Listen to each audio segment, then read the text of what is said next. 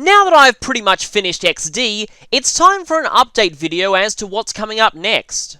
This is an update video that I've had planned for a while, but various circumstances resulted in XD's later episodes taking longer to record than I thought they would, so I've had to hold this all in until now. But the time has come, so let's get right to it. First up is what I plan to be covering next.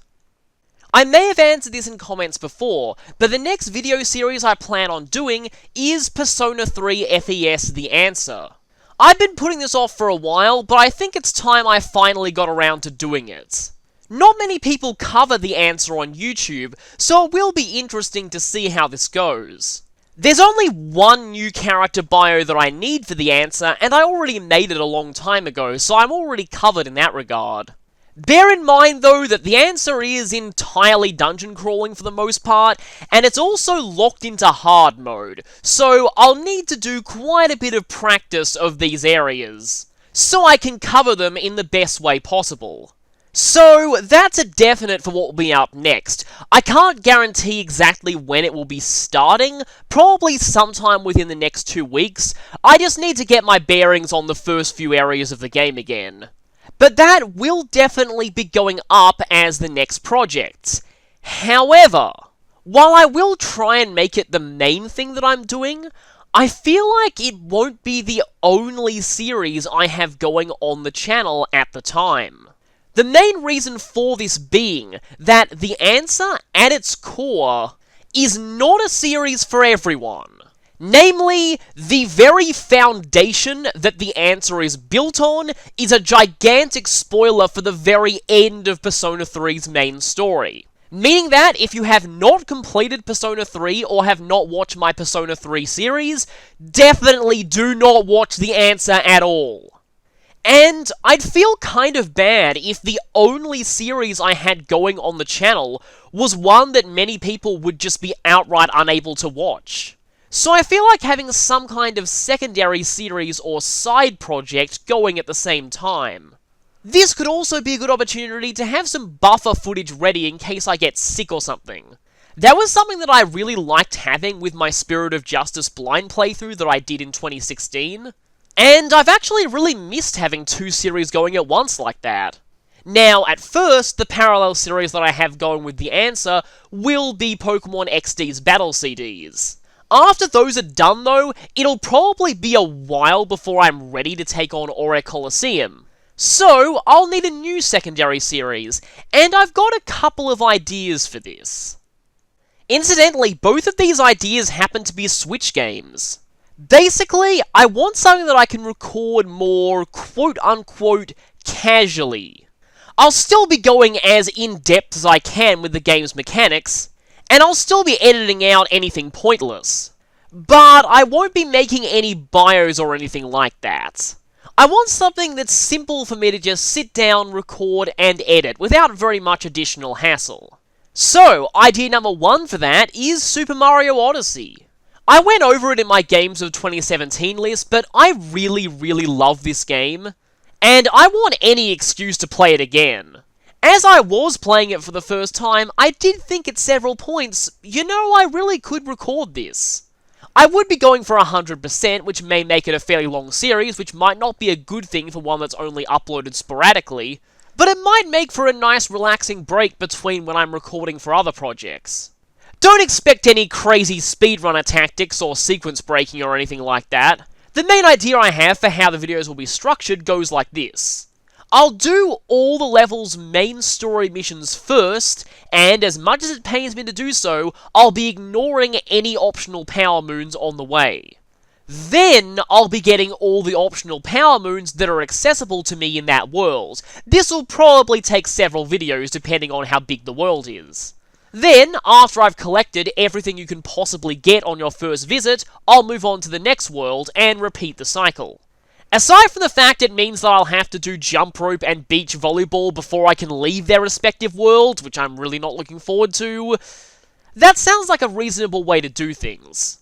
I feel like if I did collect optional moons while I was going for main story ones, it'd make things hard to follow for people using the videos as a guide. So yeah, that's one idea, but the second, and one that I'm probably leaning more towards, even though it will be more work, is Xenoblade Chronicles 2. Now, the one downside of this in my mind is having such a huge RPG regulated to just a quote-unquote side project might feel like a bit of a waste. However, I am really loving this game and would really love to record it. Especially since there isn't a lot of information about the game available at the moment, and a lot of people seem to have trouble understanding the battle system. I wouldn't say that my knowledge of it is super in-depth, but I could definitely talk people through a lot of the aspects of it.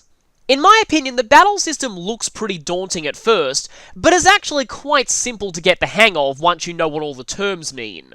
The other reason why I think it would be interesting to do another playthrough and record it is that the rare blade system is set up to allow for a lot of replay value.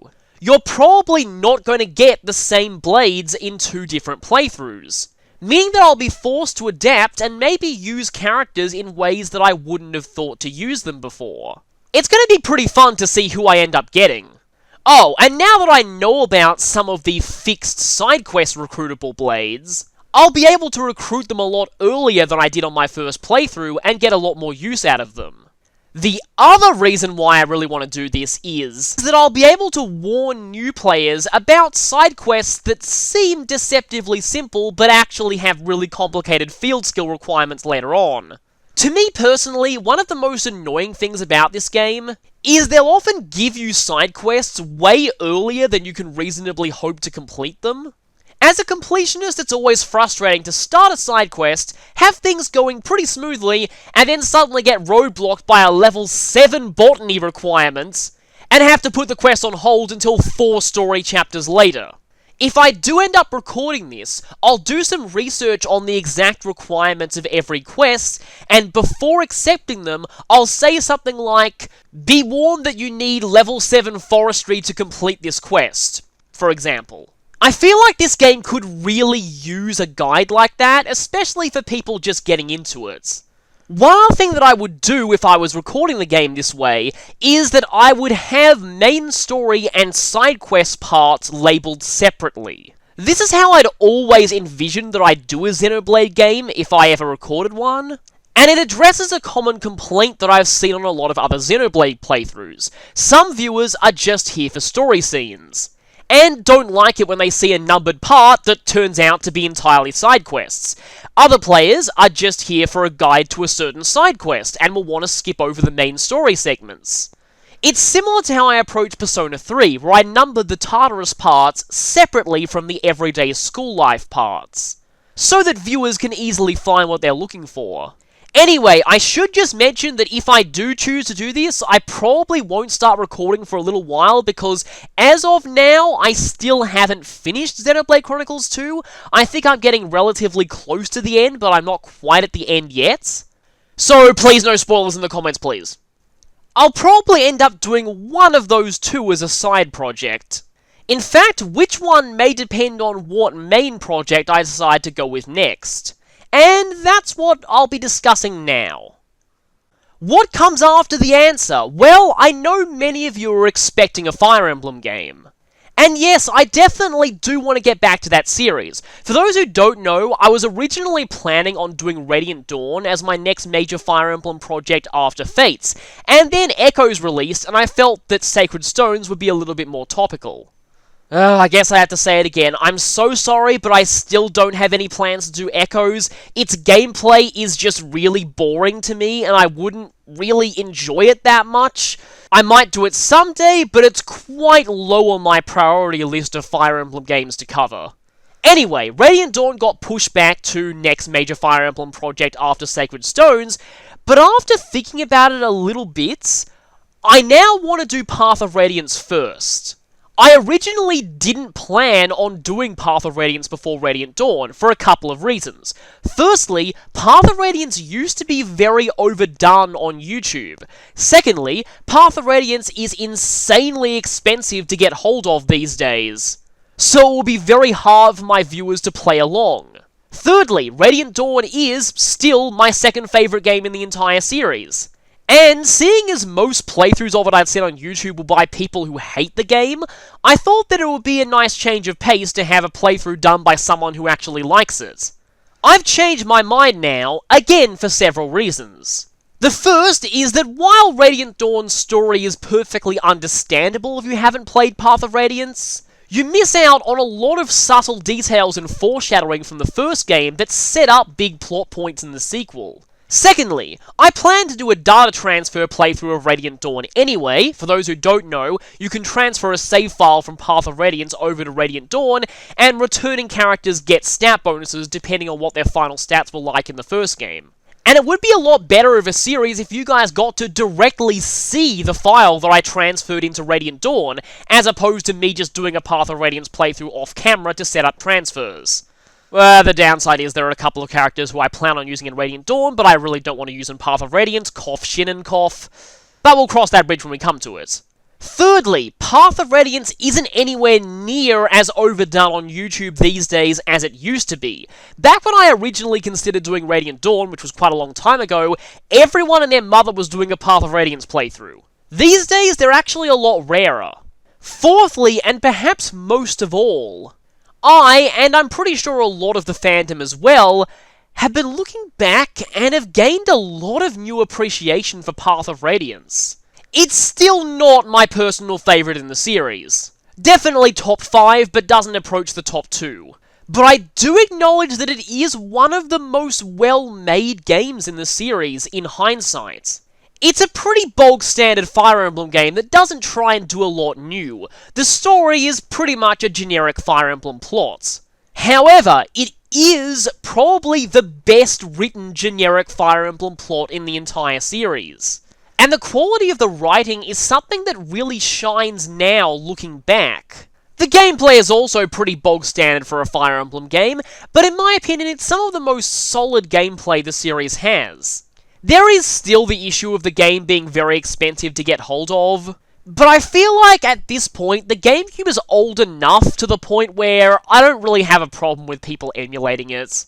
I mean, Nintendo's not making any money off of used Path of Radiance sales anyway, so it's not like you're hurting them. So for those reasons, the next major Fire Emblem project I plan on doing is going to be Path of Radiance and Radiant Dawn back to back. I kind of foreshadowed that at the end of Pokemon XD, where I said that that series was kind of a test of doing one game and its sequel back to back. This is why, though there is another reason too. So that will be the next major Fire Emblem series, however, don't expect that to come immediately, because after Colosseum and XD, I'm kind of burned out on bios right now, and I really need a break from them.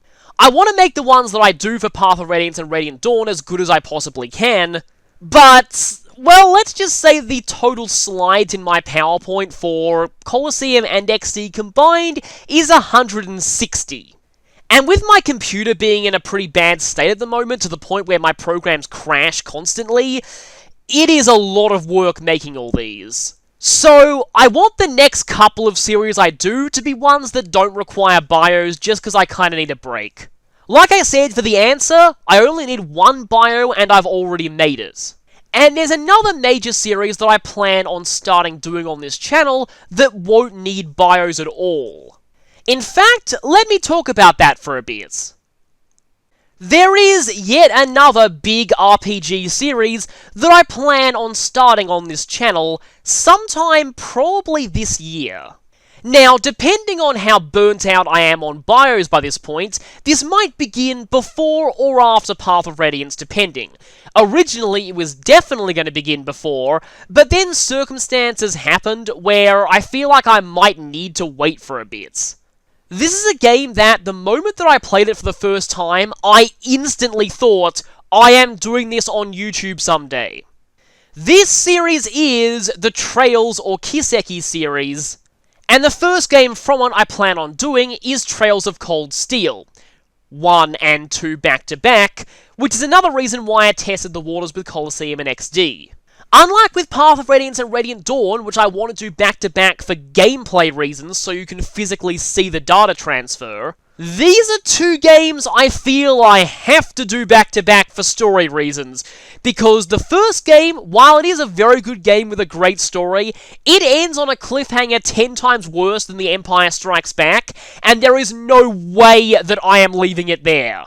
This would be a pretty big undertaking though, because my first 100% playthrough of the first game was about 100 hours, and for the second game I think it was a little bit longer.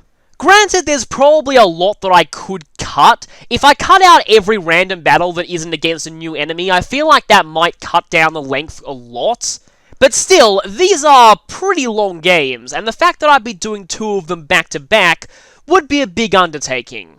Here I definitely have a side project going at the same time in case people got burned out of these videos. This series would also give me a break from bios. Now, as much as people might think this would be the perfect series to do that for, I don't think I need to do bios in the Trails games. So in Pokemon and in Persona, there's a general pool of moves that every character just learns a set subset of. In the Trails games, every party member's learned skills are usually completely unique to them.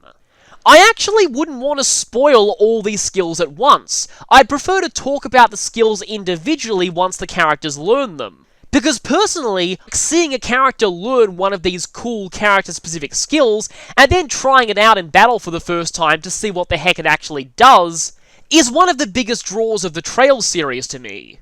Also, the Trails series is pretty upfront about character statistics, unlike Fire Emblem, another series I do bios for, where so many aspects of them like growth rates, you wouldn't be able to tell what they were unless I showed bios.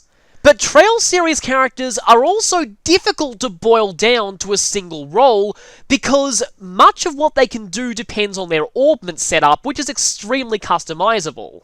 Yes, augment setups themselves do differ between characters, but this is also directly visible to you on the status screen, so I feel like I don't have much to add there. So instead, my idea of how I do the characters is as follows. When a character joins, I'll give a brief overview of the general role the game expects them to do, and then maybe a bit of voice actor trivia. And I'll be discussing good augment setups for them as I go through the game. Since so many of these setups rely on Master Quartz or regular Quartz that you can't access until at least halfway through, any attempt to explain these builds the moment the character joins would be pretty incomprehensible anyway. Anyway, earlier this year I was considering this as my next big project after The Answer, but there are a couple of things that threw a wrench into that plan. The first is the announcement of a PS4 port of Cold Steel 1 and 2, and I now own a PS4. I feel like these ports will probably add in a lot of the improved features from the Steam version, namely, much more voice acting from Reen. That's the one that most interests me. I still think one of the best things about the games is Sean Chiplock's voice acting for Reen, so hearing more of him is definitely a good thing. And I don't really want to try recording the Steam version because I don't think my computer can handle it. It's easier to record off consoles, and Cold Steel 2's Steam port isn't out yet.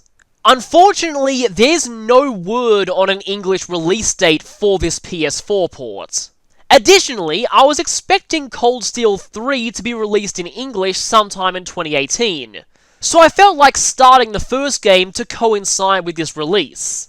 Then I looked at the gap between the localization of Cold Steel 2 and the Japanese release. Cold Steel 2 came out in English in September 2016. In Japan, September 2014, almost exactly a 2-year gap. As Cold Steel 3 came out in Japan in September 2017, I feel like we shouldn't expect it until 2019. But it could be even later, because Falcom seems to have mainly focused on localizing Trails in the Sky the Third recently, which only came out in 2017, and there are rumors circulating that they're planning on localizing the Zero/Azure games, which would be great if they did do that, because, seriously, I've heard so many good things about those games, and the fact that they're not localized is really annoying in the Cold Steel series, so please let those rumors be true. But anyway, until we have word of that PS4 re-release, I might put this idea on hold. For those wondering if I'd start by recording Trails in the Sky first, which is definitely a possibility, I do feel like doing Cold Steel 1 first because that was the game that I started with, and I think my planned recording order of Cold Steel 1, Cold Steel 2, then having the Sky games as an extended flashback between Cold Steel 2 and 3 actually makes a lot of sense for the story. But depending on the timing of the PS4 port's release, I might end up doing this before Path of Radiance or after, we'll see. As a quick update on future projects, Persona Q will happen sometime after The Answer. Tokyo Mirage Sessions won't happen until after Persona Q, because I'm actually continuing elements of my headcanon Gary Stu storyline into that one. Persona 5 won't happen until after Tokyo Mirage Sessions probably, and by that point there's most likely going to be an updated re-release of it anyway. Radiant Historia has been put on hold due to the announcement of a remake. I want to see what the remake does and how much of it is new. Heart Gold or Black 2 No Experience can really happen at any time, though at the moment I want a little bit of a break from Pokemon. And remember that this is way in the future, but the next Fire Emblem after Path of Radiance and Radiant Dawn will be either Fire Emblem 7 or Tearing Saga, and I'm actually leaning towards Tearing Saga. I really like that game. I've got a couple of ideas for blind projects too. One thing that I do want to go over though is that I plan on using this month to maybe get some better recording hardware and software. I've been saving up the funds that I've got from monetizing my channel, and I'm considering using them to get a new microphone, though I will have to do some research into which ones are good. Basically, I want one that doesn't keep making that bump sound, because I know that's annoying and I'm very ashamed to have that still showing up in my videos. As well as a new editing program that I'll probably get before I start uploading either Super Mario Odyssey or Xenoblade 2. One that really brings out the quality of HD games. My capture card actually produces pretty good footage, it's just the current editor that I'm using is a free one, and it really doesn't make HD games look all that great. I'm gonna download the 30-day free trial of Corel Video Studio, which I've seen another YouTuber using, and the quality looks pretty great, so I'll experiment with the free trial of that for a bit. If I end up liking it, I might buy that. I know that a lot of people use either Adobe Premiere Pro or Sony Vegas. Premiere Pro I'm really not considering at the moment because that requires monthly fees. And it's impossible to get that without subscribing to a package of a lot of other software that I'd never really use. And the newest version of Sony Vegas is still stupidly expensive. And I know there are videos all over YouTube about how to get a hacked version of it for free, but so many of those lead to viruses that I don't want to risk it. I'm also going to look into getting a new, better computer this month. The current one that I'm on is kind of falling apart, which you'll no doubt know if you've followed my channel for a while and seen the multitude of "my computer died again" videos that I put up. I got this one in mid-2014, I think, so I feel like it's time for an upgrade. Unfortunately, that also requires a lot of research, so that might also take a while. Another thing that I want to look into experimenting with this month is OBS. Now, I'm not going to use it for streaming, because Australia's internet is too terrible to stream, but I feel like it might be a good way to try and record things off of the computer, because Fraps, while it works decently well on 3DS capture footage, I've tried it on emulators, and I've tried it on Steam games, and it lags so horribly that live commentary is pretty much off the table. Also, the file sizes it produces are stupidly huge. We're talking 50 gigabytes for 1 hour of video. OBS might help in that department, and I will need the ability to screen record computer games anyway if I plan on doing the Trails in the Sky series, so I might experiment with that a little bit too. Anyway, there was a lot I needed to get off my chest updates-wise, so I'm glad to those of you who sat through all this, and I'll see you for my next project.